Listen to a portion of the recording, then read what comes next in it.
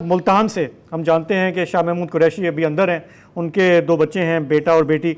एक को मिला है चिमटे का निशान, दूसरे को मिला है जूते का निशान। वाह। जूता है, बूट नहीं है। इसी तरह शोएब शाहीन साहब हैं, उनको भी जूते का निशान मिला था, फिर सुना है कि उन्होंने लड़ झगड़ के वो चेंज करा लिया है, उनको अब शायद फाख्ता मिली है। अच्छा, हाँ, डव मिला है उनको। सही है। मुजफ्फरगढ़ से हमारे ये मशहूर काफ़ी नोन हो गए थे जमशेद दस्ती, हाँ। उन्होंने वो दो जगह से लड़े, उनका एक निशान मिला है हारमोनियम, दूसरा मिला है हवाई जहाज। इसी तरह किसी को रॉकेट मिला है, किसी को वो भी मिला है, अपना बैंगन भी मिला है। ये यहाँ से जो हमारे वो नहीं थे फिक्सेड वाले आलमगीर खान जी, उनको जो है वो कराची से उनको बैंगन का निशान मिला है। हाँ।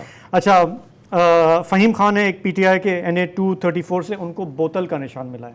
अब पता नहीं ये शहद की बोतल है, दूसरी बोतल है। बाज़ लोगों को तो लगता है कि जानबूझ के जो है ना सिर्फ रिडिक्यूल करने के लिए। मैंने देखा था कि असद कैसर को व्हील चेयर का निशान मिला है।